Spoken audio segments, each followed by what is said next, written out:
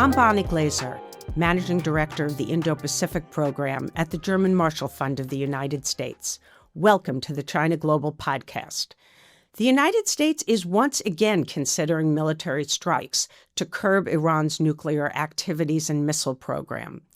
China has emerged as a particularly important partner of Iran, serving as the country's largest trading partner and one of its few sources of consistent diplomatic backing, as well as, of course, some military weapons.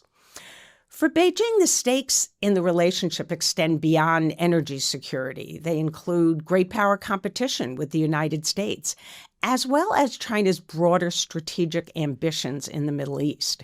There are reports that Iran is close to finalizing a deal to purchase supersonic anti-ship cruise missiles from China. To unpack China's relations with Iran and these recent dynamics, we're joined today by Jonathan Fulton. Jonathan is a non-resident senior fellow with the Middle East program at the Atlantic Council and an associate professor of political science at Zayed University in Abu Dhabi. His research focuses on China's relations with the Middle East, China's Belt and Road Initiative, and China's foreign policy. Thanks for joining us today, Jonathan. Great to be here, Bonnie. We know that the Trump administration is considering various military options against Iran, ranging from limited military strikes to perhaps even strikes to remove the regime. So how would these actions affect Chinese interests in Iran? How would Beijing likely respond to them? And would China's response vary depending on what specific actions the United States takes?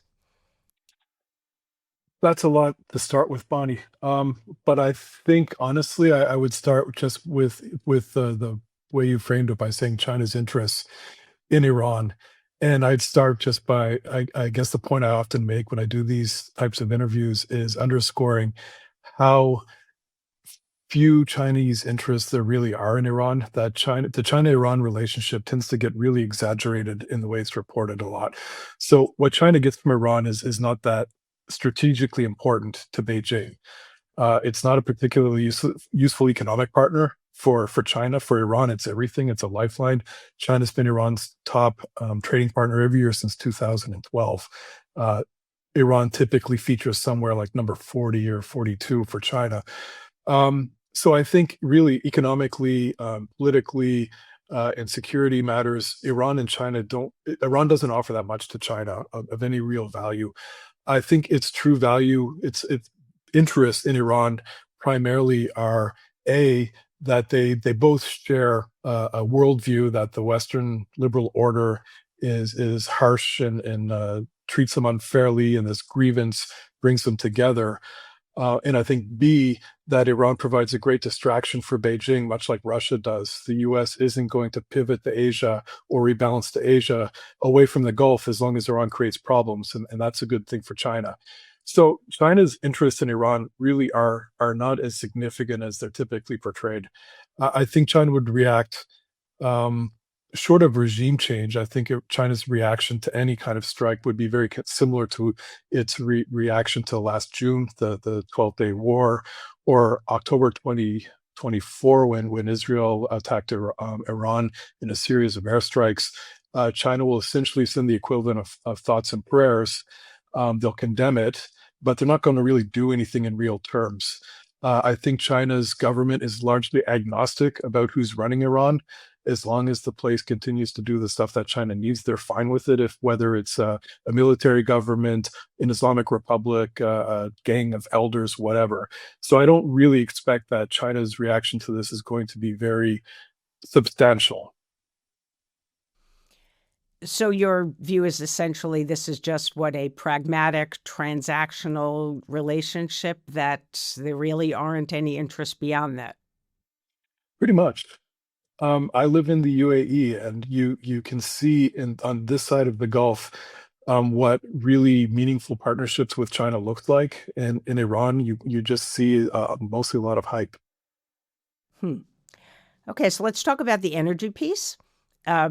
China purchases, I think it's about 80% of Iran's oil exports. So really important for Iran, less important for China. I think Iranian crude accounts for about 15% of its oil imports. You can correct me if I'm wrong. How difficult would it be for China to find alternate sources to replace those oil imports from Iran if they need to? And if the U.S. really twists Beijing's arm, and for example, maybe we have, when Trump goes to Beijing at the end of March and insists from Xi Jinping that he stop purchasing oil from Iran, do you think China would do it? Um, Maybe. I mean, honestly, it wouldn't be too hard. You're right. China's imports from Iran have gone up quite a bit in the past few years. 15% is really unusual. How important is it to China? I think they really like cheap oil, you know, and Iran and Russia have very few options. There are very few countries that are willing and able to take on any kind of volume of their oil. So, not to be cute about it, but China's really got them over a barrel in this case, because there's nowhere else for them to ship this stuff. And they've been getting tremendous discounts on energy from these countries. So they've been bargain shopping basically since the war in Ukraine. Since the maximum pressure on Iran started in 2019, they've been getting great bargains. It's very frustrating to the Iranians, and there's been points where they've tried to negotiate by withholding exports and saying we're not going to send you stuff at this price anymore because you haven't been doing the other things you promised, whether it's investment, infrastructure construction, increased trade. You just aren't delivering on your end. You're just taking advantage of our vulnerability. But there's also a really interesting story in Bloomberg today. So it's February 26th, we're recording this. And the article is talking about how most of the energy that China imports from Iran goes to Shandong port, which provides access to all these so-called teapot refineries.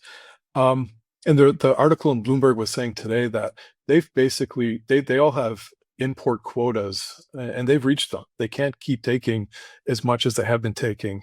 And so you've got just ships of crude kind of sailing along the East China Sea looking for a port, and China's not taking it the way they used to. And what is Iran going to do in this case? Um, can they replace that 15%? Well, they have at different points. They've never gotten this much, anything resembling 15% from Iran before. The high point, I guess in 2018 was around 6%. And I mentioned 2018 because that's when the US announced it was pulling out of the Joint Comprehensive Plan of Action, the nuclear deal with Iran. Um, for China-Iran relations, that was kind of a high point. That was a point where that you could see a rosy future where all of this economic trade and investment and infrastructure construction was going to really help Iran. And when the US pulled out of the JCPOA and implemented the maximum pressure campaign, Chinese imports of Iranian oil went from 6% to 0%, kind of at the drop of a hat. And for Chinese, leaders, that was a concern. Where are we going to find 6% more energy every day? And the Saudis, of course, said, we'll just turn on the tap. Like we can do this. And you saw it from 2019 until 2020, over a 1 year period, Saudi exports to China doubled. So finding oil is not a problem. China can find oil in any number of places. It's just a matter of, the oil they get from Iran is coming at a pretty great sweetheart deal. The other issue I think Iran more long term has to think about is China's not using oil the way it used to.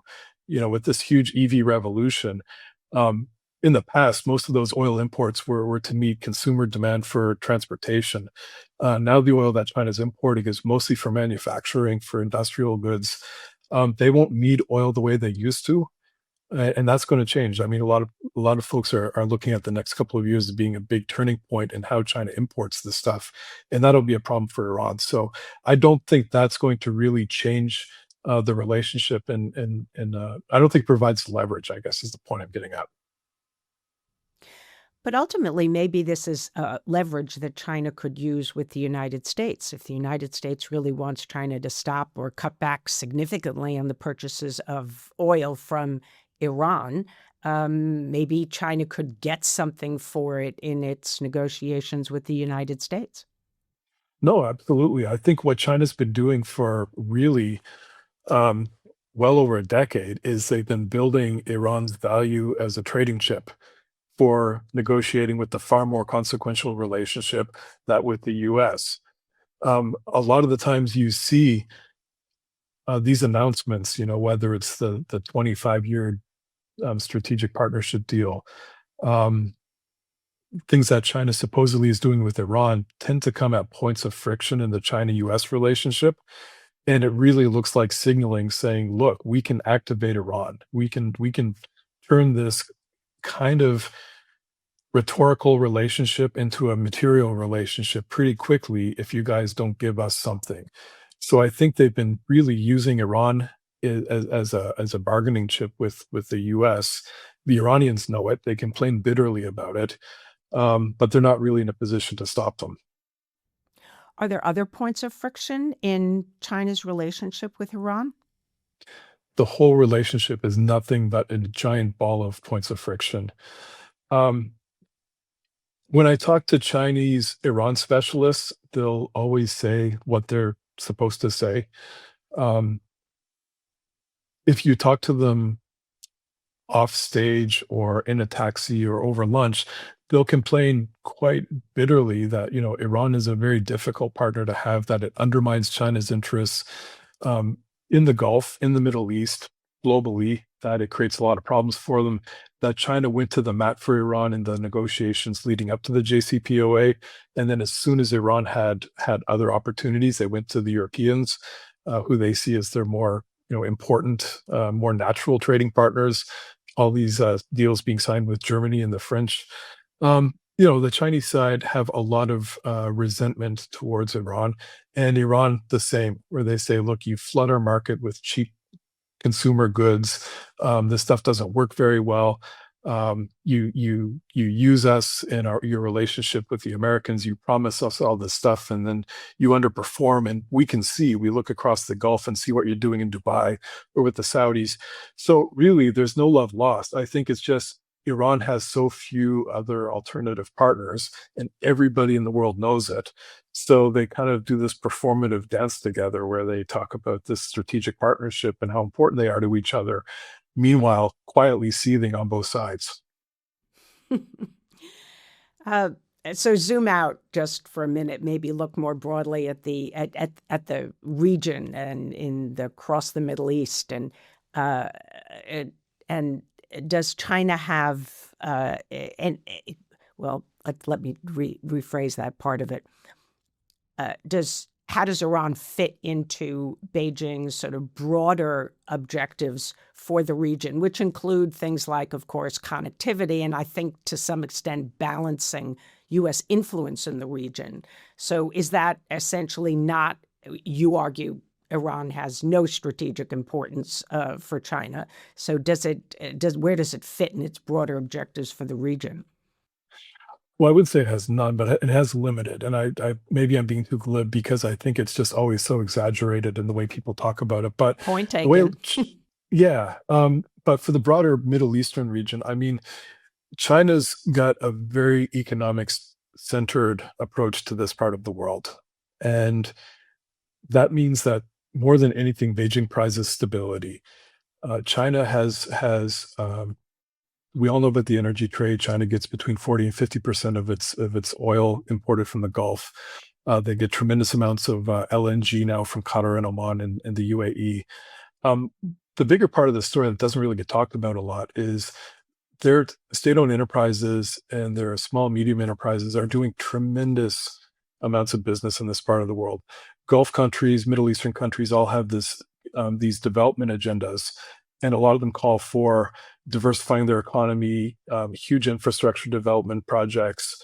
Chinese companies are making literal fortunes, hundreds of billions of dollars in construction and infrastructure construction across the Arab world. They're doing a lot in renewable energy projects. They've got huge expatriate populations here in the UAE. There's rumored to be about 400,000 Chinese living here in a country of 10 million. That's a really big population.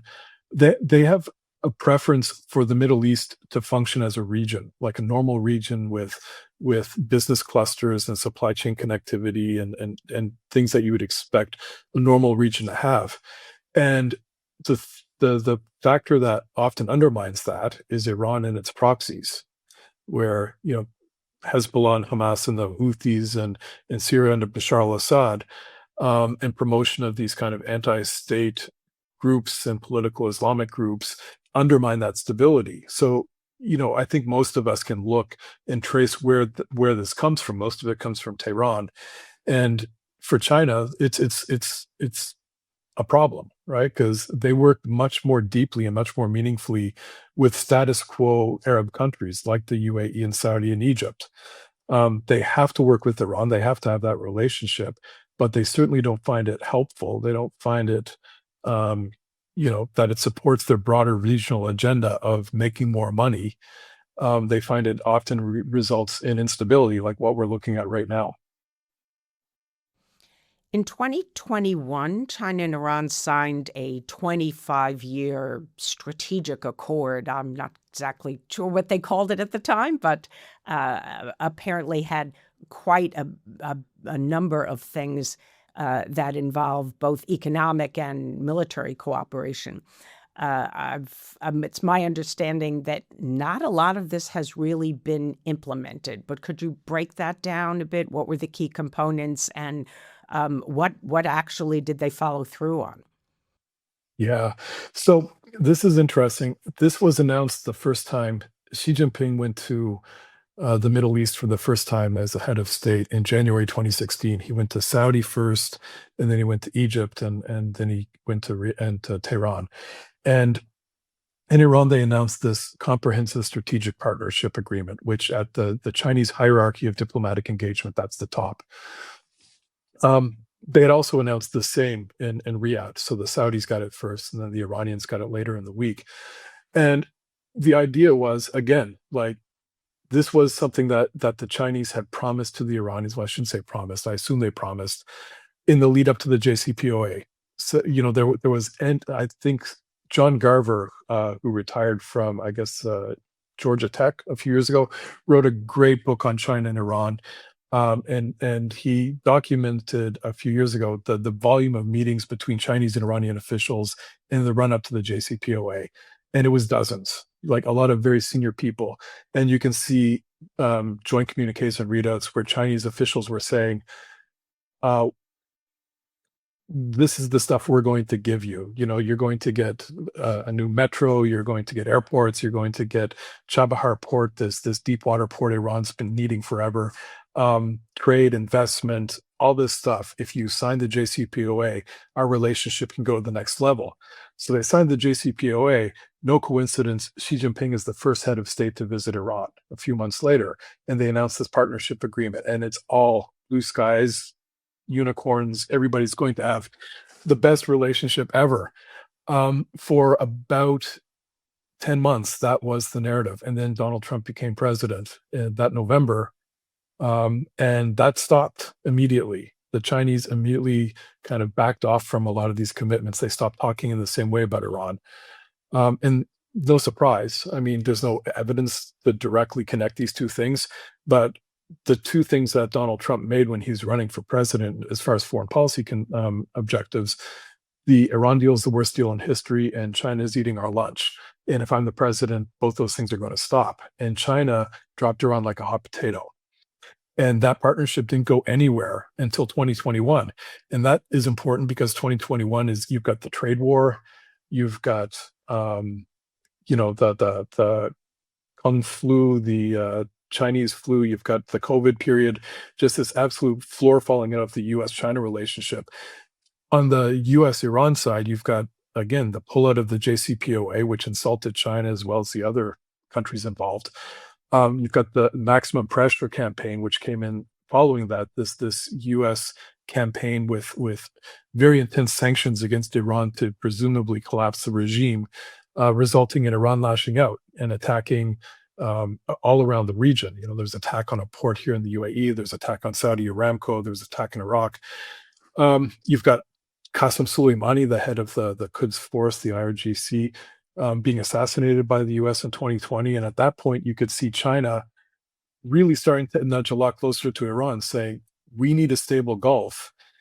And America's actions in the Gulf are contributing to instability in a way we never would have predicted.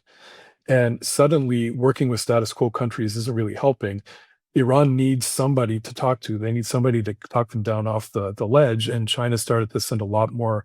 Um, you know, Wang Yi was visiting with his Iranian counterpart, Mohammad Javad Zarif, very regularly.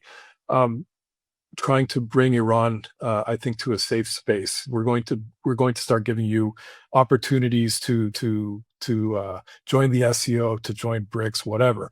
And that's the point when the 25-year deal was announced. Again, what came of it in terms of implementation? Nothing. This was 5 years ago, and 5 years later, whenever the Iranians meet the Chinese, they'll after the flowery rhetoric and talk about a civilizational brotherhood and going back to Silk Road days, the Iranians will say, we need to start implementing this deal, right? We've got the planning stage nailed down. We've had the planning stage sorted out for about a decade. What we need to do is start implementing it. And China's been really dragging its feet on this. So I think what it is meant in real terms is very little. Chinese investments have not appeared in any meaningful way. There was, again, crazy hype about $400 billion of Chinese investments going to Iran. That's wildly inconsistent with Chinese investments anywhere in the world, let alone an underdeveloped market with no friends. And also Iran's ability to absorb that much investment, it's a pipe dream. But what you've seen is really very, very little. All we've seen is more energy from Iran going to China and more thoughts and prayers going from China to Iran.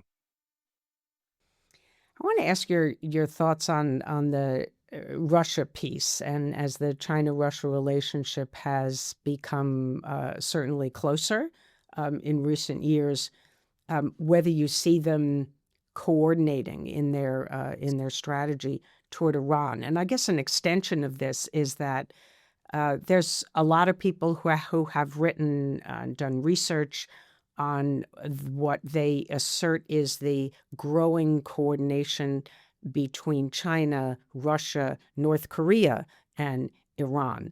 And I wonder whether you think that is something that is real, that Iran is working closely with China, Russia, and North Korea to advance shared objectives. I'm kind of a Crink skeptic in a lot of ways. I should preface this by saying I just submitted a really long research project on Crink about 5 days ago. Um, I think if you look at this alignment, I think there are shared grievances that animate the four countries. The idea that they do feel that global governance or the international order is very Western centered and it's unfair to a lot of other countries. And I think they're acting in tandem in ways to try to change that. I think they see value in working with each other in this, but I also think that China's vision of change is much more incremental and institutional, with things like the global governance, civilization, security development initiatives, or the AIIB, or any number of things that are meant to promote a more China-centered vision of global governance. Whereas the other three countries really seem to be, let's burn it all down, right? They seem to be maximalist revisionists. So I don't know how much this actually supports China's preferences, right? Like, I think they would like to see change. I think a lot of countries would like to see change. I think we're seeing it now, whether you'd like it or not. I don't think working with those countries has paid off in any kind of positive way for China. I think China would like to be seen as a responsible international actor, and being aligned with those three countries really undermines that reputation, right? I also think when a lot of talk of the China-Iran relationship or partnership that you mentioned in 2021, Iran looked like a hegemonic power in the Middle East in the making. When China and Russia announced the Friendship Without Limits in 2022, Russia hadn't invaded Ukraine, and it still looked like a massive military power. those countries' ability to support China's strategic interests have really been undermined, in the past couple of years. Russia has performed so horribly in Ukraine. Um, it certainly would collapse if not for North Korean munitions, troops, labor, Iranian drones, and Chinese money. It seems to be the only thing holding them up. And Iran, well, we've seen Iran has essentially collapsed. It couldn't do anything in Syria. Israel has taken out its air defense or its air deterrence. Um, so the China, Russia, Iran triangle, I think, is interesting. Academically, it's interesting. Just in looking at the limits of these strategic partnerships, because neither Russia or China has proven willing to sacrifice anything meaningful in support of their strategic partner. And Iran has proven once again it can't trust anybody. It's completely alone in the world. Does Tehran have any points of leverage that it can use with Beijing or with Moscow? Or is it just ultimately in a position where whatever Beijing dictates, whatever Beijing wants to do in the relationship, that China's the driver and Iran has to accept it? So this is interesting. Um, because I mentioned BRICS and the Shanghai Cooperation Organization a couple of minutes ago. Iran desperately wanted membership in both of those organizations for a very long time. Had been trying to get full membership in the SCO, excuse me, since 2008, and it finally got it, I think, in 23. Um, I think this provides some small measure of leverage for Iran, because if you are, a rising country in the global south, and China wants you to join any number of its big marquee international or multilateral organizations, you want evidence that the cost of membership is worth it. And Iran can is a kind of a case in point to say, we joined the SCO, which essentially is a security focused organization. Um, are they going to completely abandon us and do nothing to help us? And if so, what are other countries going to think about when China says, hey, do you want to join the SCO? So I think there's some kind of small, minute leverage to say, like, you can't let us completely collapse, because otherwise you're making yourself look like you're leading, you're leading a useless organization. Essentially, nobody's going to really trust you as a leader. So I think that gives Iran some kind of minor points of leverage.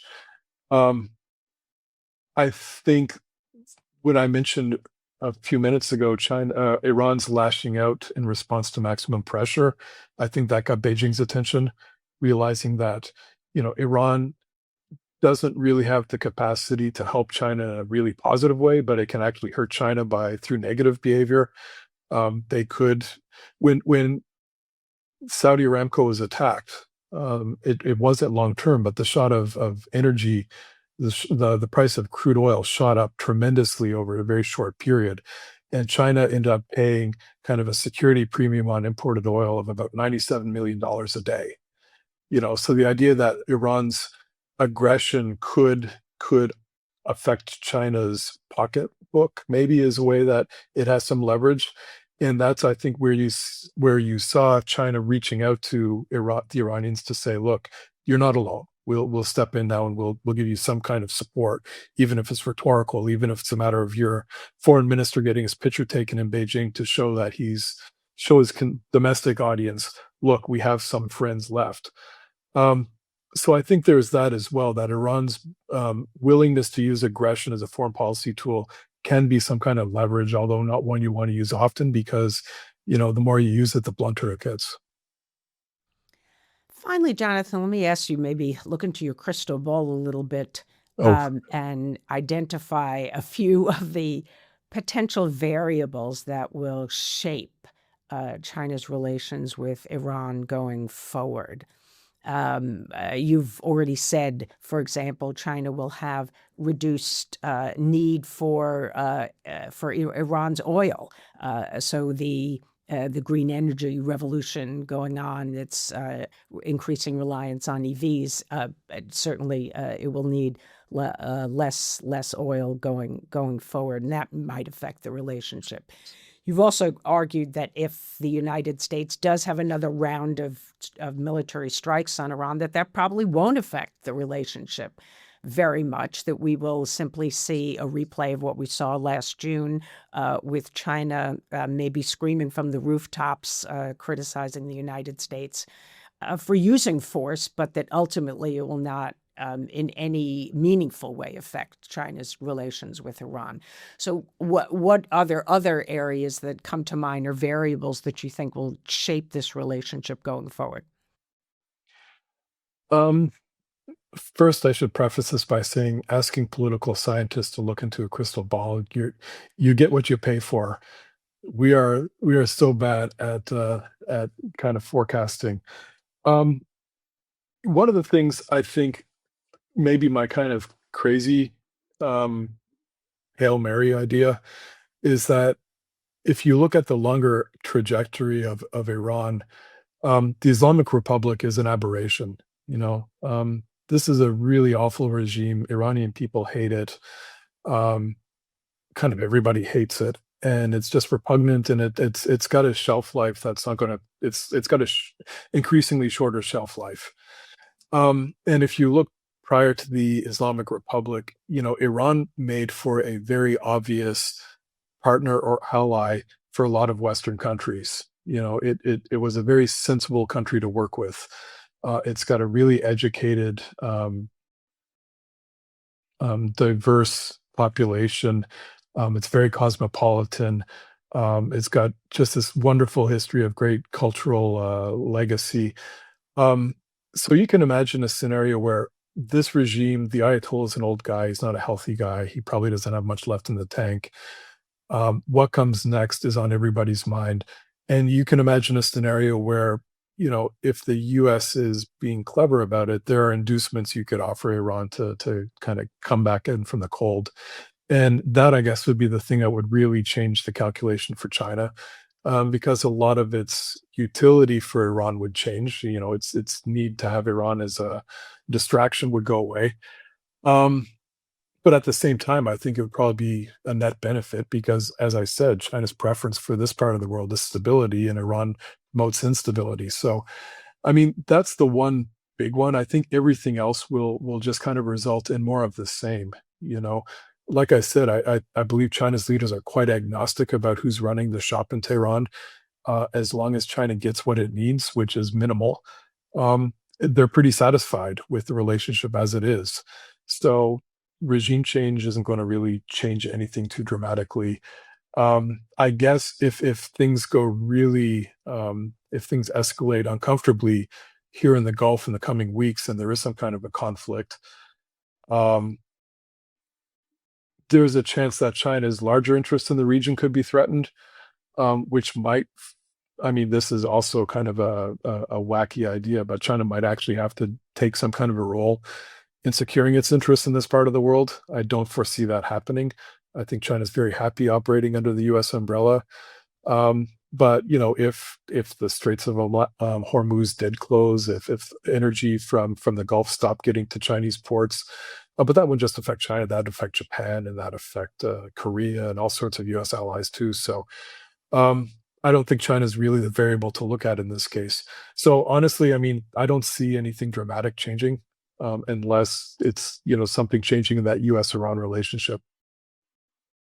We've been talking with Jonathan Fulton. He's a non-resident senior fellow with the Middle East program at the Atlantic Council and an associate professor of political science, and political scientists are still very useful, at Zayed University in Abu Dhabi. Thank you so much for joining us today, Jonathan.